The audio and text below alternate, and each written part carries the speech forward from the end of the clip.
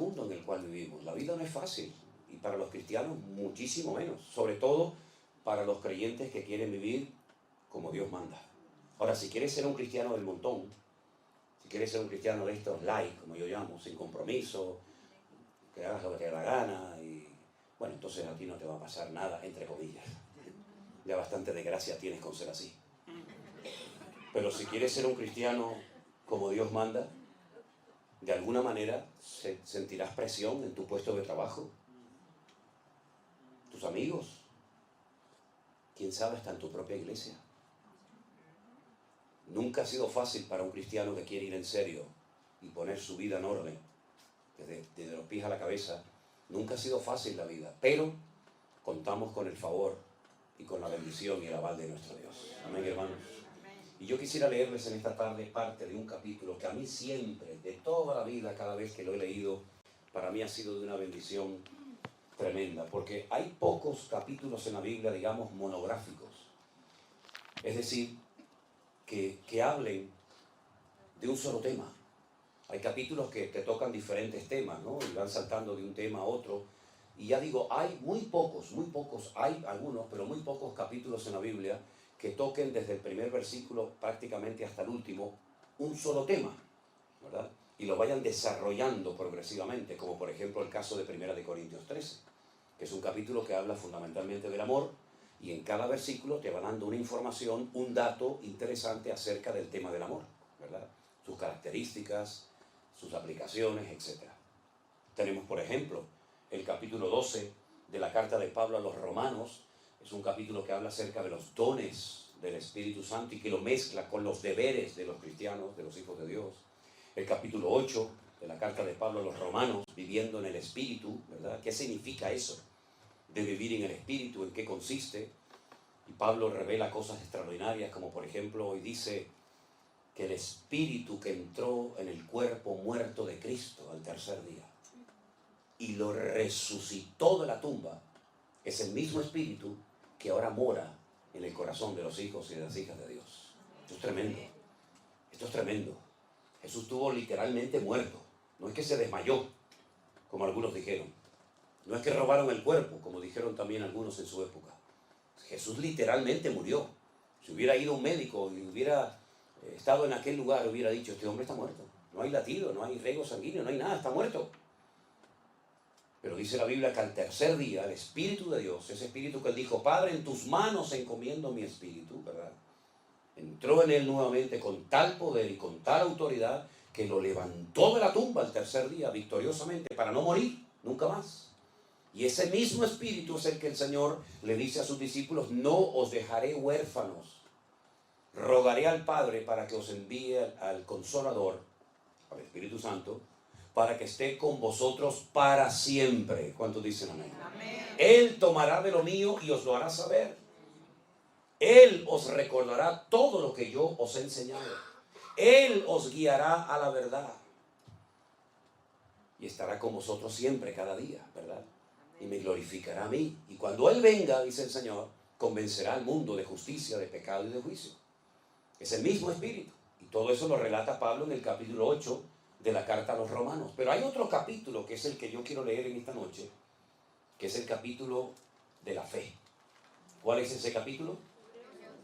Ese es Hebreos capítulo 11. Tenía un amigo mío que se convirtió, que el pobrecito no sabía leer muy bien, y un día llega y dice, hermano, vamos a leer la carta a los Hebreos. Sí. Digo, vamos a ver. No son los Hebreos, no son los Hebreos. Están los Hebreos, que es otra cosa, hombre. Ay, Señor. Aquel que dijo, carta de Pablo a Galicia, a los gallegos, ¿no? No, a los Gálatas, que es otra cosa. Y bueno, Hebreos capítulo 11 es el capítulo efectivamente de la fe. Y nos da una pequeña definición de la Biblia considera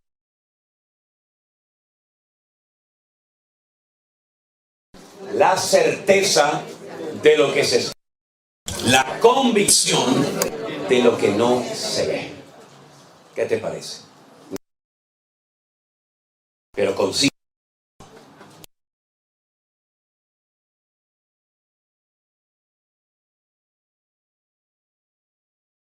mediante.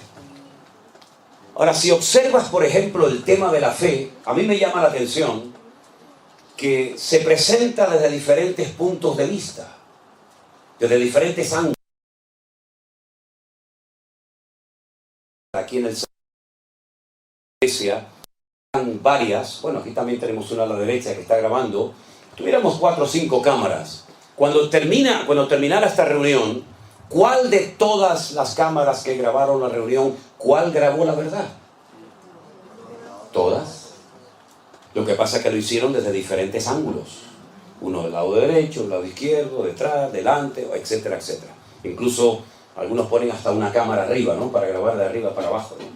Bueno, la fe en la Biblia es presentada desde diferentes ángulos. Por ejemplo, la Biblia dice que la fe es el medio a través del cual el hombre puede llegar a salvar su alma. Efesios capítulo 2, verso 8 dice, por gracia sois salvos por medio de la fe. Y esto no de vosotros, pues es don de Dios. Es decir, que sin fe el hombre no puede invocar el perdón de Dios y ser salvo, ¿verdad? Y pasar de muerte a vida. La fe es el medio para obtener la salvación. Pero cuando Pablo le escribe, por ejemplo, a otros hermanos a la iglesia de Galacia, él dice que las obras de la carne son, y da una lista, creo que de 19 o 20 manifestaciones diferentes de la carne, del ego. Pero finalmente él llega y dice, más el fruto del Espíritu es amor, gozo, paz, paciencia, benignidad, fe, mansedumbre, templanza. Contra tales cosas no hay ley. Es decir, que no solamente la fe es el medio para obtener la salvación, sino que la fe es parte del fruto del Espíritu Santo que tiene que manifestarse y tiene que notarse en nuestra vida según va pasando el tiempo. Pero es curioso que cuando le escribe a los Corintios, Pablo no utiliza el tema de la fe como el medio para la salvación o como parte del fruto de una de las características de una vida conectada con Dios, sino que él habla de un don. Él habla de 9 dones, pero uno de los que él menciona dice el don de la fe. Y yo pongo el siguiente ejemplo. Imagínense los hermanos que se fueron esta mañana a sus respectivos hogares. Bueno, tuvieron que llenar el depósito de su vehículo de gasolina hasta arriba, porque van a viajar muchos kilómetros y van a hacer muchas horas conduciendo. Y no pueden viajar con el depósito en reserva, ¿no? Sino tienen que llenarlo hasta arriba y probablemente durante el camino tendrán que volver a llenarlo y soltar el dinero. Ahora, si usted quiere ir de aquí a unas cuantas cuadras, tal vez con la poquita gasolina que usted tiene en este momento en su carro, en su coche, usted puede llegar sin ningún problema. Pero si usted quiere emprender un largo viaje, con esa gasolina usted no va a llegar, se va a quedar tirado en el camino. ¿Hasta dónde tú quieres llegar en tu relación con Dios? Tal vez con la fe que tienes puedes llegar de aquí a la esquina y puedes hacer alguna cosita. Pero si tú quieres adentrarte en una auténtica aventura con Dios, no te va a quedar más remedio que llenar el depósito de fe de tu corazón. Porque con la fe que tienes a lo mejor no llegas ni de aquí a la esquina. Ahora vemos en la palabra de Dios que la fe puede crecer, también menguar, y también puede ser contaminada. Pero hablemos de cómo crece la fe, ¿verdad? Porque si la Biblia dice en el versículo 6 que sin fe es imposible agradar a Dios, entonces nos conviene tener mucha fe. ¿No estamos de acuerdo, hermanos? Sin fe es imposible agradar a Dios. Por lo tanto, yo necesito saber cómo puedo tener una buena fe, robusta, firme, madura, para que cuando llegue el momento de la prueba, que llegará, mi fe no me falle y esté en óptimas condiciones. Bueno, analizando la palabra de Dios, uno se da cuenta de que la fe, tarde o temprano, para que crezca, tendrá que ser probada por el fuego, dice Pedro. La fe, aunque es más preciosa que el oro, tendrá que ser probada por el fuego de la prueba. Y entonces ves en la Biblia que prácticamente no hay ni uno de los grandes hombres de Dios que su fe no fue probada en un momento puntual de su vida. Miren, por ejemplo, la vida del patriarca Abraham. Abraham vivía en lo que sería hoy en día aproximadamente Irak, por allí, por el Éufrates, por el Tigris, por Mesopotamia.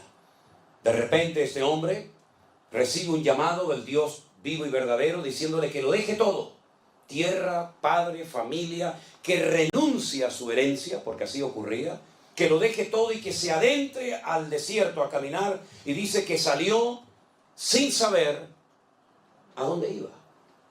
Cuando usted salió de su casa, de su ciudad, hace unos días para poder venir a estas reuniones, usted sabía a dónde iba, ¿sí o no?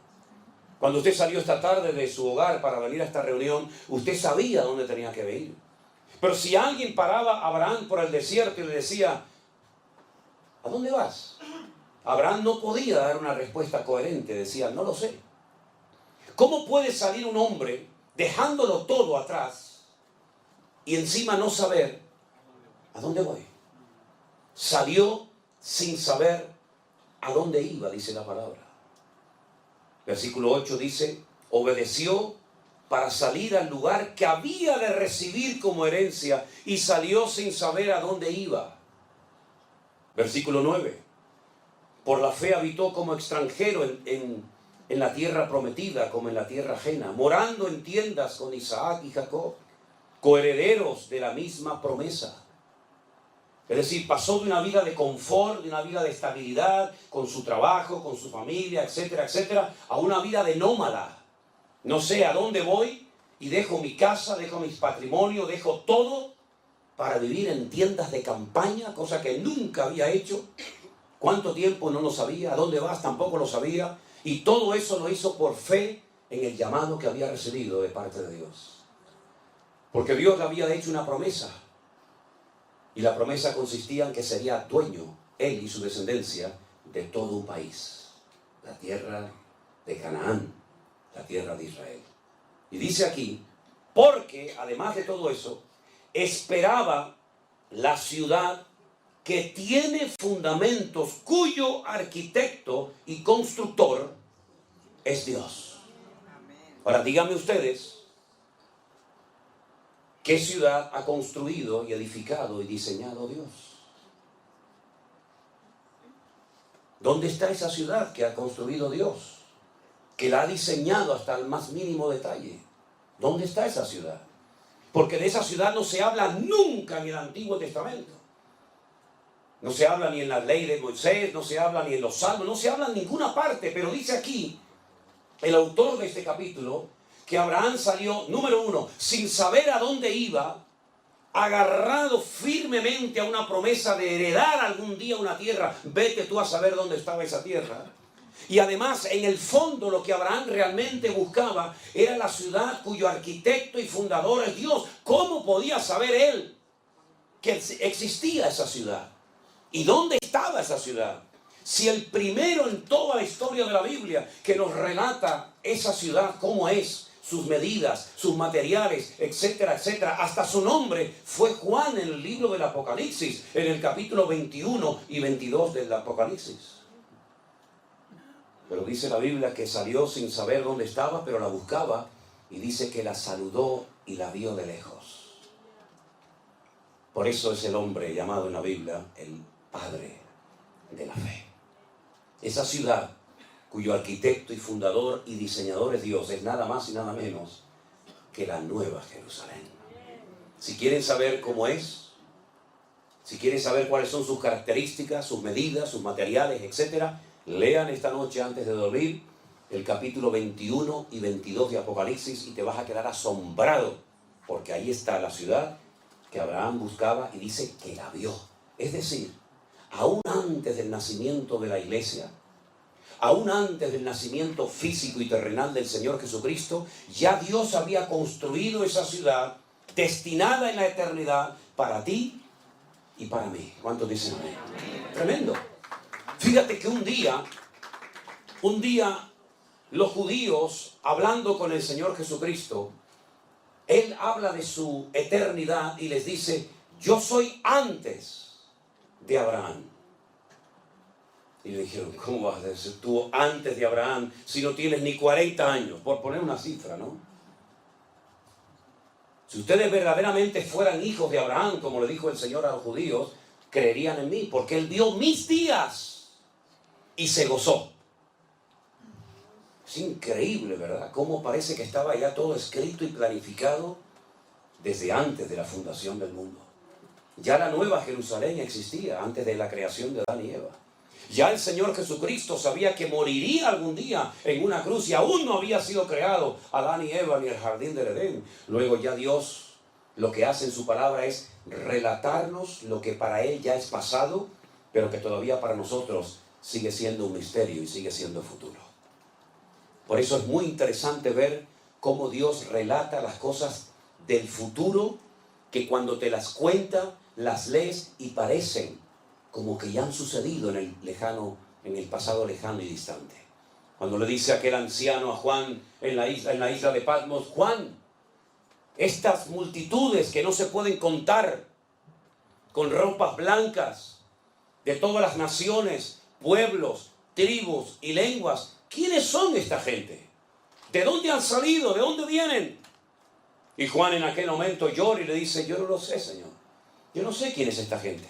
Yo no sé de dónde han salido. Y la respuesta celestial fue: estos son los que ya han salido de la gran tribulación y no han manchado sus vestiduras, sino que se han mantenido santos y puros para el Cordero de Dios.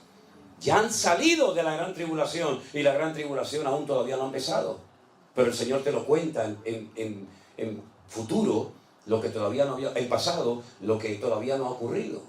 Porque ¿qué es lo que será? Dice la Biblia: lo mismo que fue. Por lo tanto, qué interesante es ver cómo Dios, me permite la expresión, Él ya vio toda la película. ¿No les ha pasado a ustedes que ya han visto, por ejemplo, ahora Cristina está viendo una serie, Fauda, que yo la he visto en internet, en Netflix, y yo ya la he visto toda, ya va por la primera temporada y yo ya voy por la cuarta. Y cuando yo la estoy viendo, y yo le digo: cuidado con este que es malo, ¿eh? Eso le enfada muchísimo a Miriam. Yo entro en la habitación y digo: ay, pero este chico la va a matar a la chica. Pero papá, por favor, pero no me cuentes la película. El Señor ya nos contó en la Biblia la película. El Señor ya nos contó la película. Él sabe cómo va a terminar todo. Por eso no tenemos que tener miedo. Mira, el mejor antídoto para la depresión, el mejor antídoto para la tristeza, ¿sabes cuál es? El libro del Apocalipsis. Ay, pero a mí me da miedo. No, a mí todo lo contrario, a mí me anima un montón el Apocalipsis, porque veo al diablo derrotado, porque veo el cielo y la tierra nueva, porque veo la venida del Señor, porque veo el milenio, porque veo el reino milenial del Señor, porque todo termina bien para la honra y la gloria del Señor. Dios nunca pierde, siempre gana todas las batallas. Aleluya. Y eso es la fe, ver las cosas que no son como si ya fuesen. Así que todo eso pasó en la vida de este hombre por la fe, dice la palabra de Dios. Pero dice algo más en el verso, por ejemplo, 4. Por la fe, Abel, ¿saben quién era Abel, verdad? Uno de los hijos de Adán y Eva. Abel ofreció a Dios más excelente sacrificio que Caín, por lo cual alcanzó testimonio de que era justo, dando Dios testimonio de sus ofrendas, y muerto, aún habla por ella. Hay gente que ha muerto, pero sus obras hablan como si estuvieran vivos todavía entre nosotros, ¿verdad? Dios había establecido un nuevo sistema, una nueva forma de acercarse a Dios, porque ya habían pecado, ya habían caído, ya habían sido expulsados del jardín del Edén, pero Dios quería seguir teniendo comunión con el hombre, pero ya no va a ser igual. Ya se acabó eso de línea directa con Dios, ahora son sacrificios de animales. Y alguien me preguntó una vez: ¿y por qué sacrificios de animales? ¿Qué tienen que ver los animales con el pecado del hombre? Bueno, Dios estableció muchas leyes en la naturaleza y muchas leyes en el reino espiritual, y una de ellas dice que sin derramamiento de sangre no hay remisión de pecados. En la sangre está la vida. Es decir, que lo que tenía que suceder es que el hombre tenía que morir derramando su sangre. Pero si moría, ¿cómo iba después a poder vivir y experimentar el gozo de la salvación? Es imposible. Por lo tanto, el animal sustituía al pecador y le recordaba que se comportó como un animal el día que desobedeció y se desconectó de Dios, porque eso es lo que hace el hombre.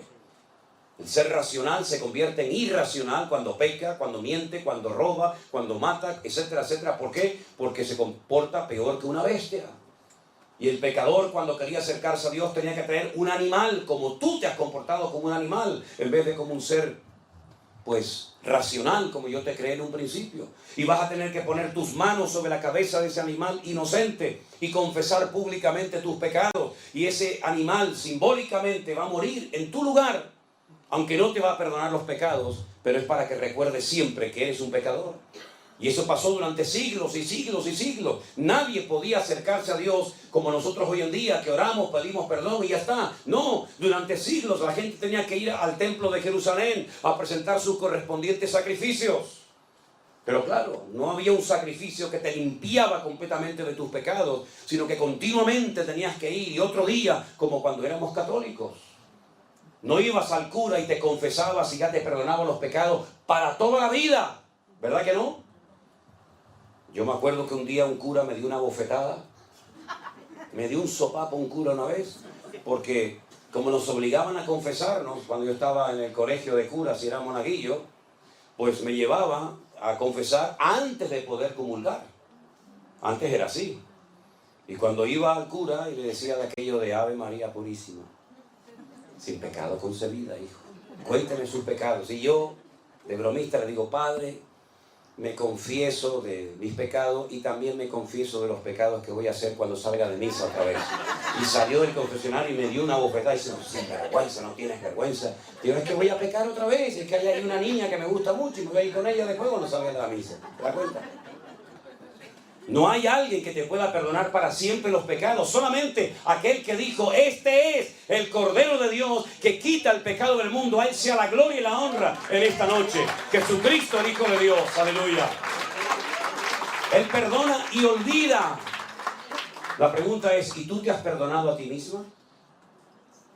Porque hay gente que Dios ya les perdonó, pero ellos siguen con la matraquilla de que soy pecador y no sé qué. Pero mira, si Dios ya no sabe lo que le estás diciendo. Dios perdona y olvida para siempre. Y nunca más volverá a echarte en cara tus pecados. Si te vienen esos remordimientos de conciencia, si te vienen esos malos recuerdos, no es el Señor, es el diablo que viene a acusarte de lo que Cristo ya te perdonó. Y eres libre completamente en el nombre del Señor, ¿verdad? Y entonces cuando Abel sabía que tenía que ir ante la presencia del Señor con un sacrificio de animales, él fue y lo hizo así, porque eso era lo que Dios había enseñado. Pero su hermano Caín no lo hizo, porque era un desobediente, era un rebelde. ¿Quién le enseñó a Caín a ser desobediente y rebelde? ¿Es que acaso tenemos que darle una clase, un curso intensivo a nuestros hijos para que se porten mal o sean desobedientes? Ya lo llevan dentro. Ya va en el paquete. No tienes que enseñarle a que sea un respondón, ya lo lleva adentro. No tienes que enseñarle a que sea cualquier otra cosa, porque lo que hay que enseñarle son buenos modales y buenos principios, pero lo malo ya lo llevan dentro. Como dijo aquel, dice, el hombre no es pecador porque peca. No, es al revés. El hombre peca porque es pecador. Y hay algo que nos domina, es algo que nos atrapa, y a menos que tú lleves eso a los pies de Cristo, hay una fuerza interior que aunque digas, no lo voy a hacer más, no lo voy a hacer más, lo vuelves a hacer otra vez y otra vez y otra vez. Y aunque pidas perdón, lo vuelves a hacer otra vez. Porque tú no puedes contra esa fuerza tremenda que destruye países enteros, que destruye iglesias, que destruye ministerios, que destruye familias, que destruye a la raza humana, que es el poder del pecado. Es algo real. El poder más destructivo que hay es el poder del pecado. Y si no, mira cómo está el mundo, lleno de pecado, de desobediencia, de rebeldía, de soberbias por todas partes. Y para eso vino Cristo, para darte un poder más fuerte que el que te dominó durante años. Y cuando llega Caín a la presencia del Señor, no trae una ofrenda de animales, sino un producto de la tierra. Es decir, yo me acerco a Dios. Caín no era ateo, era un desobediente. Yo me acerco a Dios a mi manera. Me da igual lo que Dios haya dicho. Dice animales, yo traigo patatas del campo. Dios dice patatas del campo, yo traigo animales. Es el espíritu de la contradicción. Y es la actitud del ser humano. Aquí tienes un reflejo, una fotografía de cómo es el ser humano. Obediente a Dios o rebelde a Dios. Lo ves en Caín y Abel, lo ves en Jacob y Esaú, lo ves en el ladrón arrepentido a la derecha y lo ves en el ladrón rebelde y soberbio a la izquierda. Lo vemos continuamente por todas partes. Y entonces el Señor le habla a Caín y le dice, Caín, no estás haciendo bien las cosas. Fíjate que Abel no le dice nada. Dios no le habló a Abel. ¿Para qué le va a hablar si está haciendo las cosas bien? Sin embargo, le habló a Caín y le dijo, tu semblante ha decaído, ya no eres la misma persona. Miras con malos ojos a tu hermano, pero si hicieras las cosas bien, yo no te bendeciría. Y en vez de arrepentirse, en vez de humillarse y decir, perdóname, Señor, lo siento, voy a corregir el rumbo. Como dice la Biblia, si oyereis hoy su voz, no endurezcas tu corazón. Pues entonces lo que hace es que engaña a su hermano y le dice, Abel, vamos a dar un paseo por el campo. Y el otro dice, vamos. Se fía de su hermano. Es noble de corazón. Ni siquiera se imagina lo que le va a hacer su propio hermano. Y dice la Biblia que su hermano Caín se levanta contra él y lo mata. El primer asesinato de la historia de la humanidad. Y Dios le vuelve a hablar a Caín y le dice, Caín, ¿dónde está tu hermano Abel? Lo confronta, ¿no? Y Caín le dice, ¿soy yo acaso guarda de mi hermano? Como diciendo, yo qué sé dónde está mi hermano. Y le dice el Señor algo tremendo. Y le dice, la voz de la sangre de tu hermano Abel ha llegado hasta mi presencia. Aunque lo quieras ocultar, esa sangre inocente que ha sido derramada por tu mano ha llegado a mi presencia clamando por justicia. Y Dios maldice a Caín, y sabemos lo que pasó con Caín. Fue un ser errante, ¿verdad? Sin arraigo en ninguna parte del mundo, con una insatisfacción como le pasa a la gente hoy en día, que nada les llena. Se emborrachan, se drogan, van a fiestas, van a casinos, viajan, se casan, se divorcian, se juntan con una, se juntan con otra, se meten en una secta, salen de una secta, se meten en otra, tienen dinero, pierden el dinero, vuelven a ganar dinero, y hay una constante insatisfacción en su vida y nada les llena. Es como un hueco que nunca se termina de llenar, porque cuando una persona es desobediente y arrogante y le da las espaldas a Dios, nunca te sentirás feliz ni en paz en esta vida. Es el espíritu de Caín, el espíritu errático, el espíritu que cuando está aquí quiere estar allá, cuando está allá quiere estar aquí, cuando hace frío dice, ay, a ver si viene el calor y quiere estar el frío, cuando está navegando en alta mar quiere llegar a tierra, cuando está a tierra quiere volver a alta mar, cuando es de día anhela la noche, cuando es de noche anhela de día. Es una constante insatisfacción, y esa es la característica típica del que está fuera de la voluntad de Dios. Sin embargo, el que está en la voluntad de Dios, le da igual si hace frío o calor, le da igual si le aplauden o le critican, le da igual si tienes que predicar a unas sillas vacías o a un auditorio de miles de personas. ¿Sabes por qué? Porque ya el vacío lo llenó el Señor Jesucristo, nuestro amado y bendito Señor. Aleluya. Es así, hermano, es así. ¿Y por qué Abel fue obediente? Porque dice que lo hizo por fe. Porque la fe nos ayuda a ser obedientes. Y la rebeldía nos ayuda a ser gente desobediente. Tú tienes que elegir en esta noche qué tipo de vida, qué modelo de vida tú vas a vivir. Y otra cosa, para los que son padres y madres, lo que tú elijas, el camino de la obediencia, el camino del sometimiento al Señor, o el camino de la desobediencia y dándole las espaldas a Dios, quieras o no quieras, te pongas como te pongas, se lo vas a transmitir a tus hijos. Así que ándate con ojo. Porque no solamente los seres humanos tenemos la capacidad de transmitir nuestra genética a nuestros hijos, sino también hay una influencia espiritual sobre nuestros hijos que se transmite aunque no creas en ello. Por eso es muy importante que tú no solamente analices tus palabras, sino tu actitud. Porque puedes decir todo lo que tú quieras y puedes gritar y puedes hacerte el macho y puedes hacerte lo que tú quieras. Pero si tu vida por dentro no es igual que lo que parece ser por fuera, tú vas a transmitir tu rebeldía, tu amor al Señor, tu pasión por la obra del Señor o tu rechazo al Señor y a su palabra. Lo vas a transmitir quieras o no quieras. ¿O es que no hemos leído en la Biblia que dice, tal la madre, tal la hija? Vemos un niño pequeño y decimos, ¿cómo se parece a su padre? Es igualito, igual de terco, de cabezón que el padre o que la madre. Y el niño tiene meses, pero ya comienza a brotar ese germen que llevamos por dentro. ¿Se acuerdan cuando el Señor Jesucristo le dijo a sus discípulos aquella frase preciosa?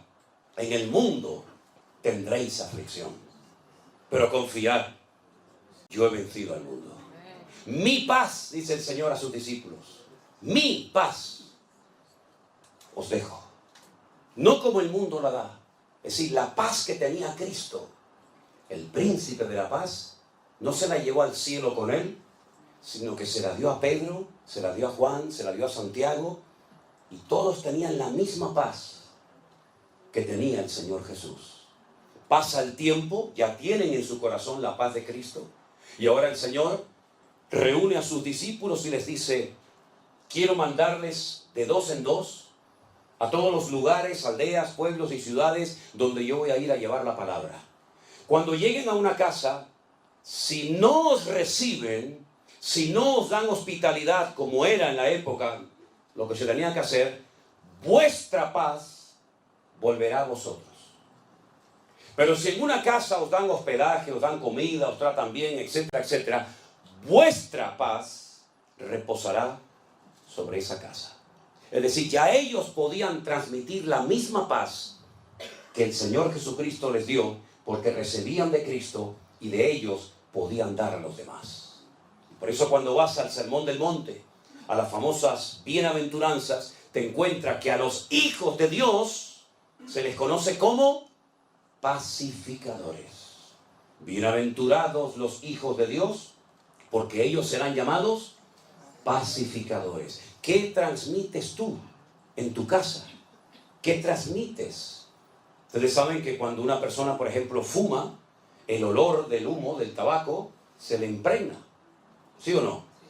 La Biblia dice que un día una mujer ungió al Señor Jesucristo con un vaso en alabastro de nardo puro, y toda la casa y todos los que estaban en la casa fueron impregnados con aquel olor del Señor. Y déjenme que les diga que hace poquito estuve en Israel y una hermana compró un vasito, así, un frasquito pequeño de alabastro, y me echó una gota así en la mano. Oye, y huele algo increíble. ¿Cómo sería un vaso de alabastro de nardo puro, verdad? Tremendo, ¿no? Así que, amados hermanos, ¿qué es lo que transmitimos a los demás? Cuando llegas a un lugar, transmites confianza, transmites fe, transmites optimismo, transmites la presencia de Dios. ¿O qué transmites? La Biblia dice que el Señor tomó del espíritu de Moisés y se lo puso a los 70 ancianos que iban a dirigir y a llevar el pueblo, la carga del pueblo de Israel, juntamente con él. ¿Qué transmites tú cuando hablas? ¿Qué transmites tú como persona, como hombre? Si yo me marcho esta noche de aquí y yo hago así, y yo me voy, si la policía viniera dentro de un rato o dentro de unos días a este lugar y examinaran estas huellas digitales, sabrían que yo estuve aquí. Porque estas huellas digitales no las tiene nadie en el mundo. Son únicas. Nadie, jamás en la historia de la humanidad, tuvo estas huellas digitales, ni las tendrá en el futuro nadie, exactamente igual que las de ustedes. Vamos dejando nuestra marca por todas partes. Nuestra marca física y nuestra marca espiritual. Por eso cuando Pedro dijo: yo no le conozco, yo no sé quién es ese hombre, yo no quiero saber nada, yo no soy uno de sus discípulos, uno de los argumentos que esgrimió aquella jovencita fue el siguiente: tú hablas como él. Aunque lo quieras negar, aunque lo quieras ocultar, tú también eres uno de sus discípulos, porque hablas igual que él. ¿Cuántos dicen amén? Amén. Por eso, qué importante, amados hermanos, es que nosotros le pidamos al Señor poder transmitir la presencia y la gloria del Señor a todas partes donde vayamos. A veces lo conseguimos, a veces no, pero ten presente que a donde quiera que vayas, tú vas a transmitir lo que llevas por dentro, lo bueno y lo malo. Hay un refrán que seguramente ustedes lo conocen que dice: el que a buen árbol se arrima, buena sombra le cobija. ¿Lo conocen, verdad? Yo se lo voy a decir bíblicamente porque soy más espiritual. Dice Proverbios: el que anda con sabios, sabio será. Es decir, que si quieres recibir bendición de Dios, júntate con gente que te transmita cosas de Dios y no con gente que te robe lo poquito que tiene de Dios en tu vida. Eso es lo que dice la palabra. El capítulo es una maravilla. El capítulo habla de hombres y también, por supuesto, de mujeres.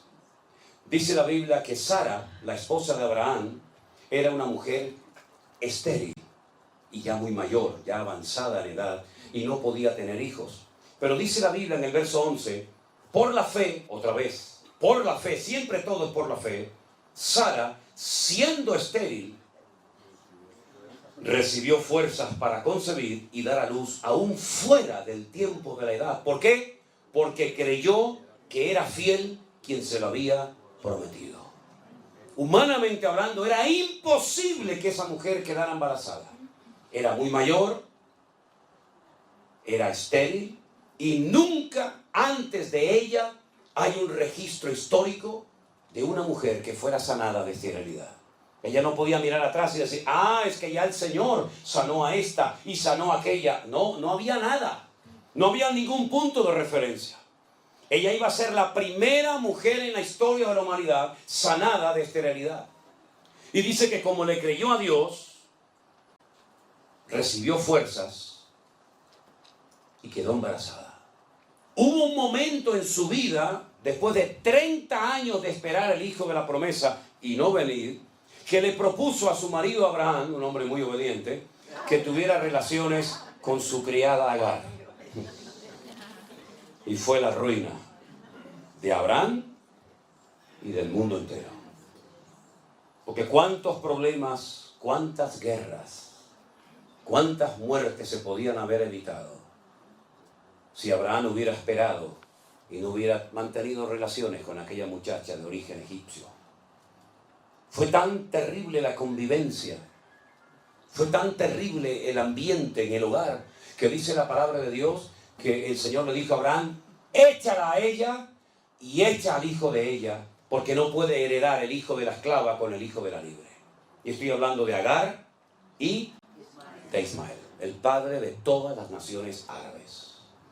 Que cuando la Biblia habla de él, porque Abraham lógicamente lo amaba porque era su hijo, de momento era el único que tenía, la palabra en hebreo, el término que emplea será un Pere Adam, no un Adán Pere, sino un Pere Adán. Pere significa en hebreo salvaje, indomable, y Adán significa hombre. Y no es que invierte el orden por equivocación del error, del copista, no, es que lo hizo a propósito. Lo que va a predominar en él, más que su parte humana, va a ser su parte animal. Es un salvaje. Él siempre estará en contra de todo el mundo. Y todo el mundo estará siempre en contra de él. Y por su espada vivirá. Así es que esto es imposible, esta convivencia entre unos y otros. Cógelo y échalo de casa y yo me encargaré de él. Y es entonces cuando ella es expulsada del hogar de Abraham, cuando el Señor se le presenta en un pozo, y es la primera vez que el Señor le habla a través de un ángel a una persona en la humanidad, Agar. Y le promete que va a ser príncipe de 10 naciones y le promete prosperidad, como hasta el día de hoy la vemos. Naciones que cuando vas, tú dices, pero esta gente ¿qué tiene? Si no tienen ni un árbol. No tienen nada más que arena, arena, arena y nada más que arena. Sí, pero escarba un poquito debajo de la arena. Y vas a ver la bendición de Abraham.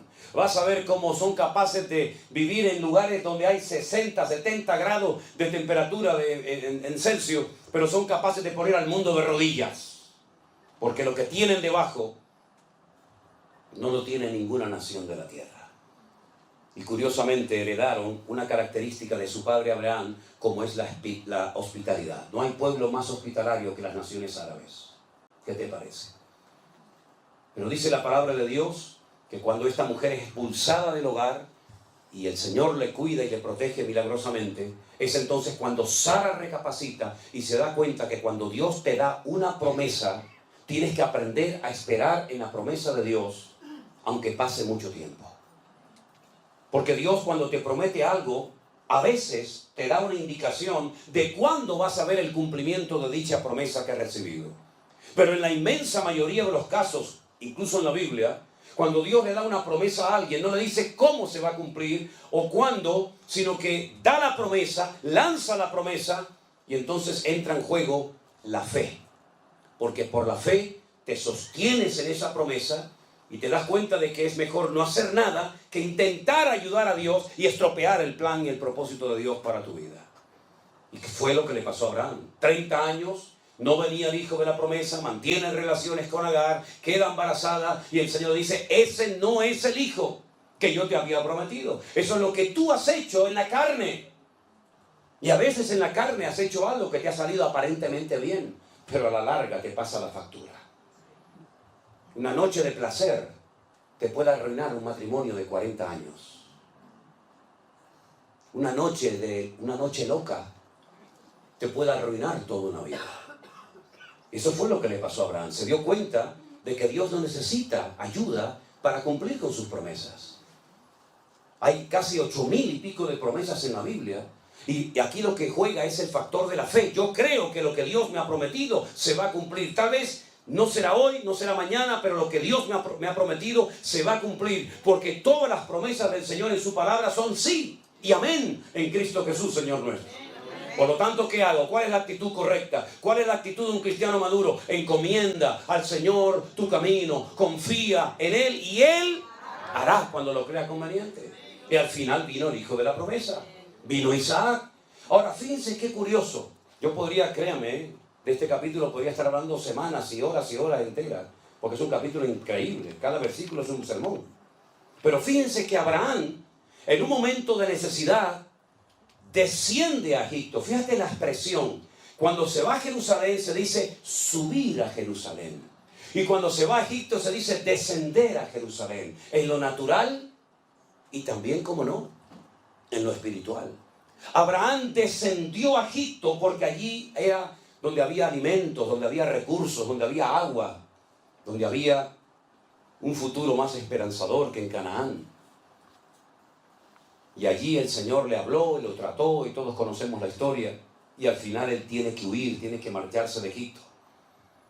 Cuando su hijo Isaac es grande y vuelve a tener parecidos problemas a los que su padre tuvo, falta de agua, falta de recursos, falta de alimentos, etc. ¿Qué es lo primero que piensa el hijo? En hacer lo mismo que le dio hacer a su padre. Descender a Egipto. Pero Dios le dice a Isaac, no vayas a Egipto, no desciendas a Egipto. Pero Señor, yo soy dueño de miles de cabezas de ganado. Donde yo vivo no hay pastos. Donde yo vivo no hay agua, no hay recursos, no hay nada. Voy a terminar perdiéndolo todo. En Egipto está el río Nilo, el río más largo del mundo. Siempre hay agua, siempre hay tierra fértil. El Señor dice, no vayas a Egipto. Quédate aquí. Y uno dice, ¿dónde le dijo el Señor a Isaac? Quédate aquí, no te muevas. En un lugar llamado Beer-sheba. La palabra Beer en hebreo es pozo. Sheba es el número 7. Beer-sheba, la ciudad de los 7 pozos. Algunos de ellos los había abierto su padre Abraham. Entonces dijo, bueno, pues oraremos para que salga agua de los pozos y vamos a ver qué pasa. Los filisteos venían y le echaban tierra y piedra a los pozos y se los cegaban. Y entonces él se iba a otro lugar y abría un pozo, encontraba agua y los filisteos venían y se lo cerraban. Y entonces seguía hasta que dice que llegó a un lugar llamado Rehobot, que son lugares amplios. Y entonces dice que ese año en pleno desierto, con muy poca agua, sin recursos humanamente hablando, dice que sembró y cosechó a 100 por 1. Y uno dice, Dios mío, no es el lugar, es la actitud de mi corazón lo que marca la diferencia. No es América, no es Europa, no es África, no es aquí ni allá. Es mi fe en Dios lo que marca la diferencia. Porque puedes estar en un lugar de prosperidad y de bendición y de trabajo, pero está la bendición de Dios sobre tu corazón. Porque el lugar es lo menos importante, hermano, créame. El lugar es lo de menos. Lo importante es tu corazón y tu fe en el Señor. El rey Salomón, el sabio Salomón, llegó a escribir un día un proverbio y dijo, es mejor un bocado seco y en paz, pero con la bendición de Dios, que casa llena de provisión, donde no está la bendición del Señor. Sé lo que es dormir muchos días, muchas veces en gasolineras dentro de mi coche, porque no tenía ni para pagar una habitación de un hotel o de un hostal. Sé lo que es viajar en barco y llevarme un trocito de pan. Mientras los demás iban al comedor a comer, yo no podía ir porque no tenía dinero para comprar la comida en el barco. Sé lo que es sentarme a la mesa, sin comida, con los platos vacíos, y orar: Señor, gracias por estos alimentos que tú me has provisto para hoy. Y hemos aprendido algo en todos estos años, y es que cuando uno pone su confianza en el Señor, no importa la cantidad, lo que importa es que te agarres al Señor y seas capaz de creerle a Dios. Y ese día, cuando en un pueblecito de España llamado Medina de Pomar, provincia de Burgos, nos sentamos Elena y yo, porque en aquellos tiempos nuestras hijas no habían nacido, oramos con los platos vacíos y le dimos gracias al Señor por los alimentos. Al ratito, mientras conversábamos, alguien tocó a la puerta de nuestra casa y nos trajo un dinero, sin saber ella nada, porque venía de otro lugar, con una cantidad de dinero que nos sirvió para comprar comida ese día. Y como dijo el apóstol Pablo, y yo, para la gloria de Dios también lo puedo decir, sé vivir humildemente y sé tener abundancia. En todo y por todo he sido enseñado y entrenado por el Señor, tanto para tener abundancia como para padecer necesidad, porque todo lo puedo en Cristo que me fortalece. Y eso es lo que el Señor quiere enseñarnos a nosotros en el siglo XXI. Hay tiempos de abundancia, cuidado, porque echa más a perder la abundancia que la escasez. Es mucho más fácil recurrir a Dios en momentos de escasez que acordarte de Dios en momentos de prosperidad. Es más peligrosa la abundancia que la escasez, porque Salomón también dijo: si me das mucho, si me sobra mucho, puede ser que me termine olvidando de ti. Pero si me das poco, puede ser que termine robando y pecando contra ti. Por lo tanto, Señor, manténme de lo necesario para que no peque contra ti, ni en la abundancia ni en la escasez. Eso es una lección que no se lee en un libro, sino viviéndolo cada día en tu vida. Aleluya. Claro, a todos, también a los cristianos, nos gusta tener nuestras necesidades básicas cubiertas. Y poder invitar a tu esposa una noche a comer, y poder comprarte una camisa si te gusta. Claro, no hay nada malo en eso. Pero no te olvides que el Señor es mi pastor y nada nos faltará. Y lo importante es tenerlo a Él. Y lo importante es que cuando Dios te prospere, que espero que te prospere a por 1000, y cuando el Señor te dé abundancia, que seas un buen administrador y no tengas mentalidad de dueño, sino que seas un administrador fiel de los recursos que el Señor, por su misericordia, ha puesto en tus manos. ¿Cuántos dicen amén? Yo quiero terminar en esta noche leyendo los últimos versículos de este precioso capítulo, que podríamos estar horas y horas hablando de él. Hay una mujer mencionada en el versículo 31 que no era judía, era cananea. Su nombre es Rahab. El verso 31 dice: por la fe, otra vez, por la fe, Rahab la ramera no pereció juntamente con los desobedientes, habiendo recibido a los espías en paz. Esta mujer es muy interesante su historia, porque la Biblia nos habla de que era una mujer que había ejercido durante tiempo la prostitución en la ciudad de Jericó, donde ella vivía. Ella era una cananea, pero un día recibe en su casa la visita de 2 hombres extranjeros, 2 israelitas, que van a su casa, el mejor lugar para pasar desapercibidos, y ella reconoce que son hebreos y les dice algo tremendo.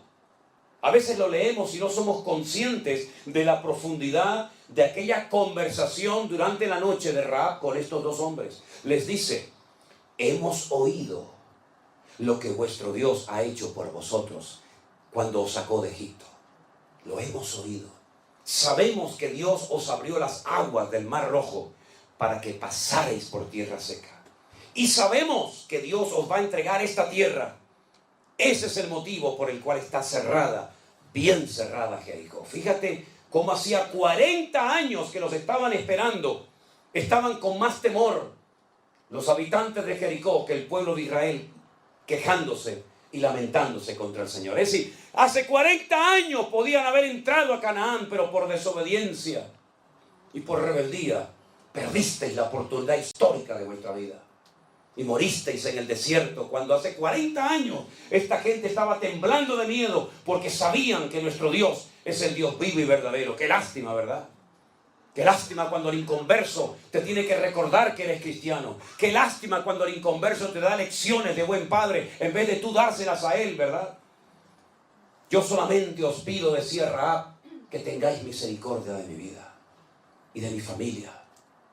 Y estos hombres hicieron un pacto con ella y le dijeron: si tú no nos delatas, si tú no le vas con el cuento, con el chisme al rey, diciéndole a él que hemos estado en tu casa, te salvaremos la vida. Pero tienes que estar dentro de tu casa cuando entremos a conquistar la tierra de Jericó, la ciudad de Jericó.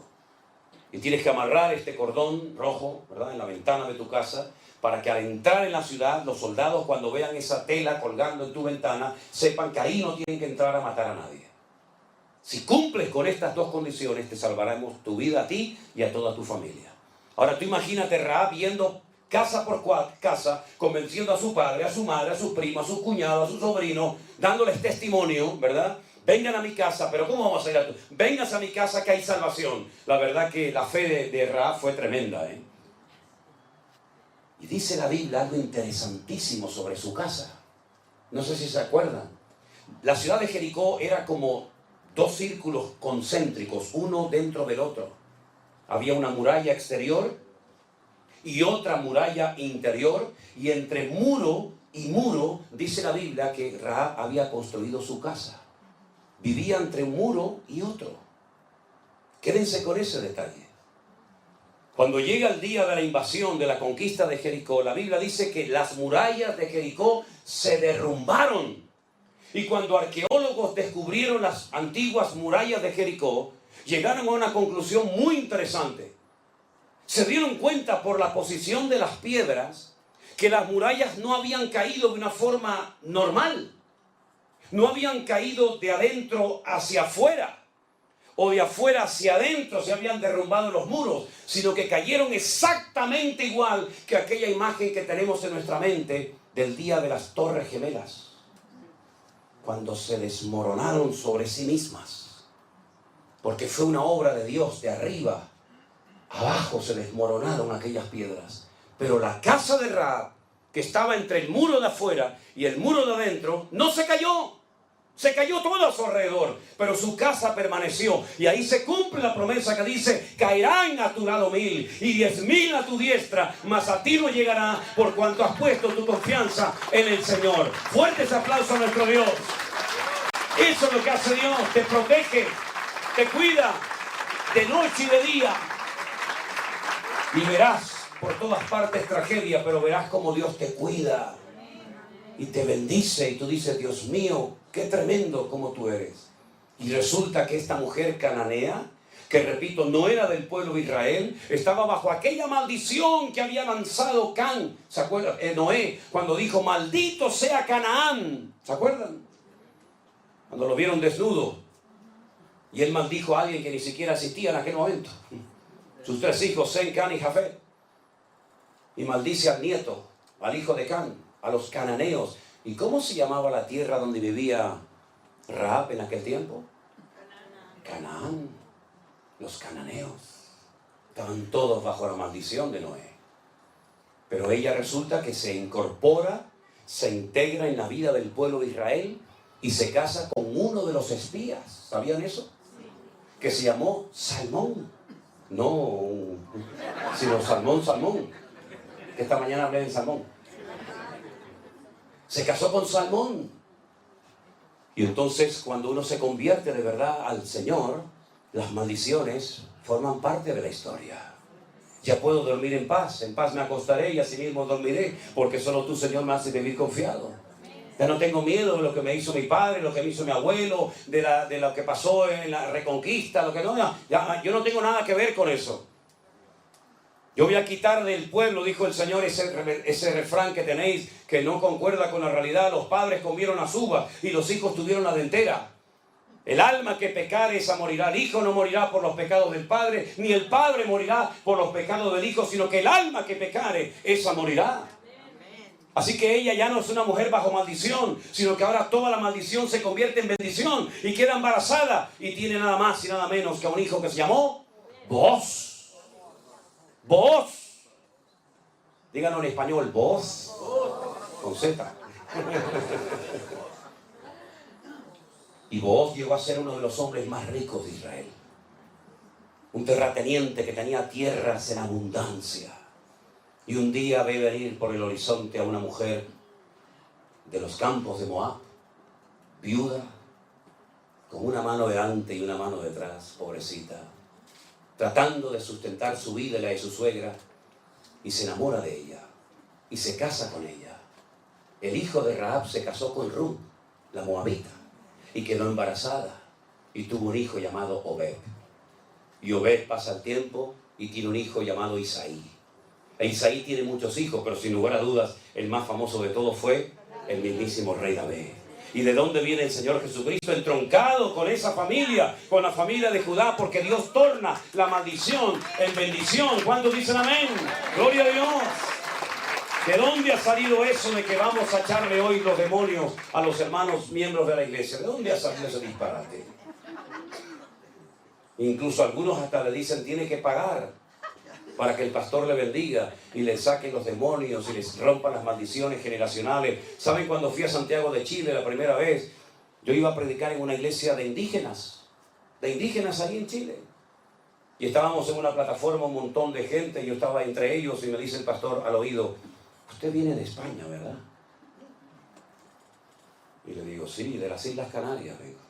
De España, ¿no? Digo, sí, de España. Dice, pastor, sería muy bueno que usted hoy cuando se suba a la plataforma a predicar le pidiera perdón a la iglesia.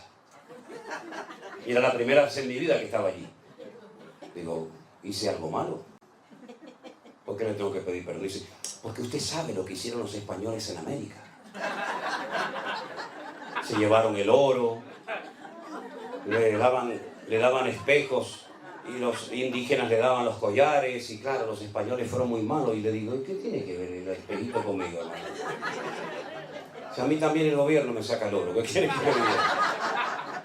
No, pero sería bueno, pastor. Entonces me subo a la plataforma y bueno, por quedar bien con este caballero, le digo, bueno, hermanos, es la primera vez en mi vida que estoy en esta iglesia, fue la última, ya nunca más fui. Quiero pedirles perdón por lo que hicieron mis antepasados españoles en América. Uy, se entró un llanto a la iglesia, empezó todo el mundo a llorar. Y yo digo, uy, ¿pero qué pasó ahora? Y lloraban los indígenas y el cacique lloraba por allí y el otro. Y entonces se sube el más viejo de todos, el más mayor, se sube a la plataforma, me da un abrazo y me dice, pastor, hoy se ha roto un odio en mi corazón contra ustedes. Y yo decía para mí, si el que me tiene que pedir perdón es usted a mí, que me odia a mí, yo no lo he visto a usted en mi vida, amigo. Y tenía esa espina clavada en su corazón, ¿verdad? Hermano, dice la Biblia, de modo que si alguno está en Cristo, nueva criatura es. Las cosas viejas pasaron, y aquí todo se ha hecho nuevo, aleluya. Y conoceréis la verdad, y la verdad os hará libres. Bueno, si usted quiere pedirle perdón por lo que hicieron sus padres, pues pídele perdón. Pero, hermano, los pecados son personales. Y tal vez su padre fue un hombre malo, perverso, terrible. Pero si usted es un hijo de Dios, su nombre ahora está escrito en el libro de la vida. Y usted no tiene que tener remordimiento de conciencia de lo que hicieron sus antepasados. Procure, ya que no puede arreglar su pasado, procure no estropear su presente y arruinar su futuro. Cierre sus ojos en esta noche, mi querido hermano. Repito, podríamos disfrutar de este texto horas y horas, porque podríamos hablar de Jacob, de Moisés, de José, de Barak, de Sansón, de Gedeón, de Samuel, de David. Y nos darían las horas y las horas disfrutando de su palabra, porque la palabra de Dios es maravillosa. Hermosa es su palabra. Más dulce que la miel que destila del panal. Gloria a Dios. Dele gracias al Señor ahí donde está esta noche. Aleluya. Y dígale gracias, Dios mío. Aleluya. Porque soy libre en Cristo Jesús, mi Señor. Ya no tengo que tenerle miedo a nada ni a nadie. porque el Señor me ha perdonado y ha echado a lo profundo de la mar todos y cada uno de mis pecados y nunca más se acordará de ellos. Gracias, Señor. Dígale al Señor, gracias, Señor. Hay tanta gratitud en nuestros corazones. Hay tanta gratitud en nuestras vidas, porque si somos conscientes, lo que el Señor ha hecho en nuestra vida es tan maravilloso. Aleluya. Tu palabra alimenta mi alma, tu palabra alimenta mi camino, tu palabra guía mis pasos de noche y de día. Aleluya.